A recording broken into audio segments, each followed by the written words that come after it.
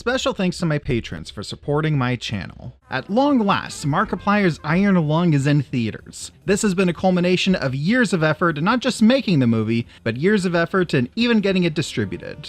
Let me tell you, it is a surreal experience to sit in front of a movie and have 0 studio logos at the opening. Now, I really wanted to talk about this movie for 3 reasons. 1, the circumstances around it I just described piqued my interest. 2, I've played the game Iron Lung and I really enjoyed it, so of course I'm curious to see how it'll be adapted to the big screen. And 3, I have to admit, yeah, I've been following Markiplier for years now. It's this last bit, though, that I have to be careful with. Some nostalgic part of my soul wants to say, oh my god, we have a Markiplier movie. This is amazing. But no, I have to be in movie critic mode right now. I can't call him Mark for the same reason I don't call the director of The Dark Knight Chris. I have a great amount of respect for Mark Fischbach, not just as a source of entertainment for many years and an extremely successful content creator, but also a man who's clearly wanted to push the envelope and take on more and more ambitious projects. And he accomplished it without being a scumbag. Wow, who would have thought it possible? It's precisely because I respect him so much that I'm holding Iron Lung to my usual standards. I'll be discussing it as a film and as an adaptation of the game. For those who don't know, Iron Lung takes place in a sci-fi future where the stars and planets have disappeared from existence in what's called the Quiet Rapture, leaving only what few humans are left aboard space stations. In a desperate search for answers, one group finds an abandoned moon that's covered in an ocean of blood. They take a convict and seal him inside a crude metal submersible nicknamed the Iron Lung, sending him down to explore the depths. And within the Iron Lung, he finds himself caught between the machinations of those still above and the horrors of what's down below. So let's start with the good things. I will say up front, I think this is actually a very smart concept to adapt as a first movie. The game takes place on a small scale. Your entire movable space is the Iron Lung. It's a lot more accessible for an independent production. To that end, I really enjoy how the submersible was recreated as a set.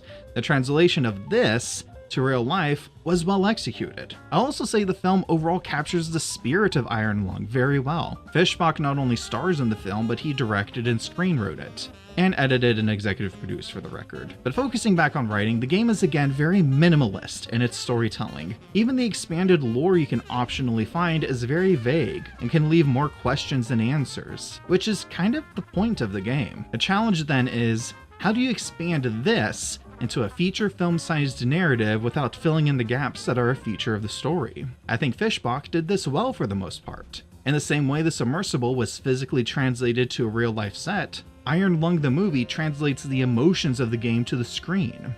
A very similar dread, a similar terror at finding something unexpected, a similar paranoia that maybe you're not actually supposed to resurface. One great example I'd give is the Iron Lung's camera. In the game, your only view of the outside world is this camera. When you hit the button, it prints a picture on the screen of what's in front of you. It's how you survey your objectives and also helps with navigation. The mechanic limits your visibility in a way that inherently builds suspense into the game experience. In the film, the camera screen ends up being a source of illumination that the pilot has to rely on within the craft. And there are sequences where it's used to great effect, limiting the audience's visibility in a way that builds suspense. That's honestly pretty brilliant, again translating the emotional effect of the game mechanic to a different medium. It demonstrates an understanding both of how video games work and how cinema works. The film also adds an additional detail about the camera. It does not take regular photographs. Because it has to see through blood, it's basically a massive X-ray machine. And while the submersible's pilot is assured that it won't affect him inside,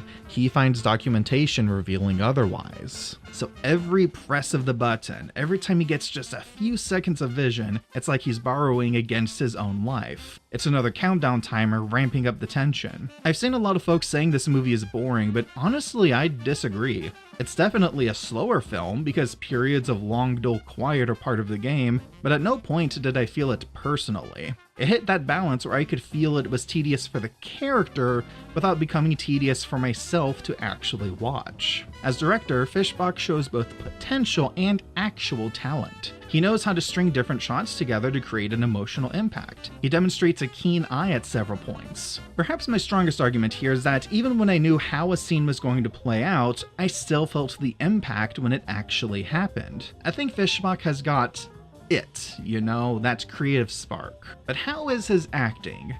Well, I think it's acceptable here. Don't get me wrong, he's naturally charismatic and expressive, and I wouldn't say he's doing a bad job. Or maybe I'm just used to looking at his face for 2 hours at a time. No, but for real, Fischbach is able to embody a man who's desperate to survive, who has regrets about his past, who's prone to getting overwhelmed and lashing out. He's able to communicate that character just fine. He's able to sell reacting to pain and discomforts. However, this is where I need to take my inevitable turn towards the critical. This kind of role and this kind of story is very demanding. So don't take this as a serious blow, but I can't help but feel there might have been an even stronger performance for it that could have captured an even greater depth to the character. I'll also say that the film does struggle with its pacing. Again, for most of the runtime, I was fine with the pace we were at, and it builds into this big moment. I won't spoil it, but shit starts hitting the fan, and it crescendos, and I was thinking in the theater, what the fuck? But you know, in a good way. And I was thinking to myself, what a climax! And then the movie kept going for another half hour or so.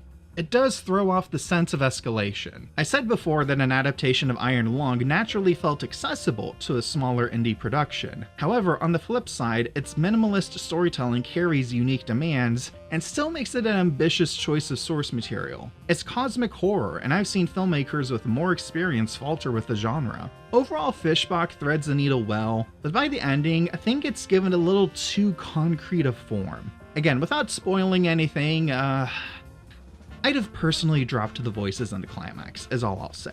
Earlier I had praised Fischbach's visual direction, and I do stand by what I said. Overall, he has a grasp of the fundamentals, and then some. However, I emphasize that because there are some scenes or sequences where I wasn't sure what was going on or what the objective was. And I don't mean in an intriguing, oh, what am I looking at?